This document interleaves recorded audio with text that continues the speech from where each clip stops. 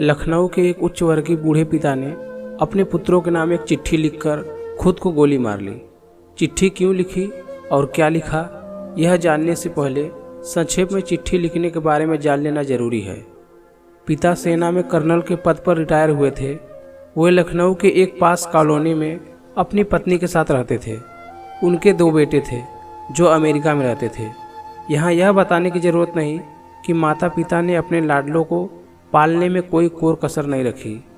बच्चे की सफलता की सीढ़ियाँ चढ़ते गए, पढ़ लिख कर इतने योग्य हो गए कि दुनिया में सबसे नामी गिरामी कॉरपोरेट कंपनी में नौकरी लग गई।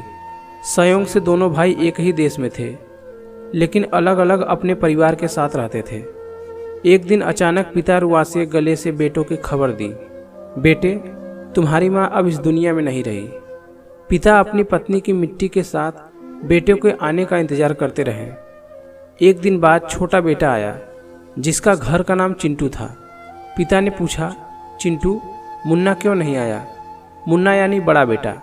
पिता ने कहा कि उसे फ़ोन मिला, पहली उड़ान से आए।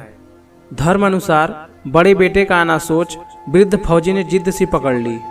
छोटे बेटे के मुंह से एक सच निकल पड़ा। उसने पिता से कहा कि मुन्ना भैया ने कहा है कि माँ की मौत में तुम चले जाओ, पिताजी मरेंगे तो मैं चला जाऊंगा। कर्नल साहब कमरे के अंदर गए, खुद को कई बार संभाला।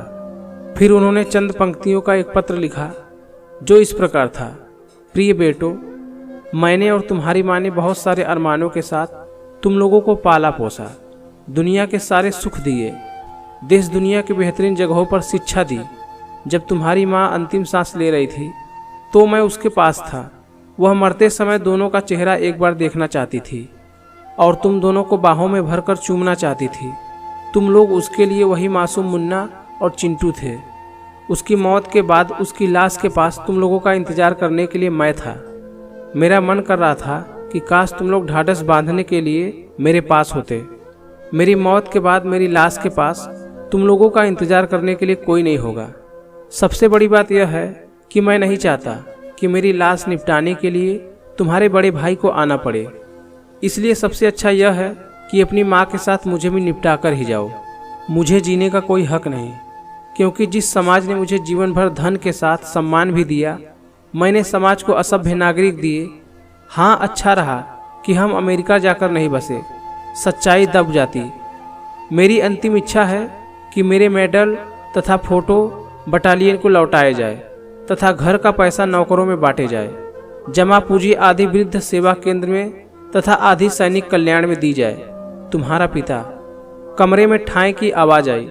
कर्नल साहब ने खुद को गोली मार ली। यह क्यों हुआ, किस कारण हुआ, कोई दोषी है या नहीं, मुझे इसके बारे में कुछ नहीं कहना।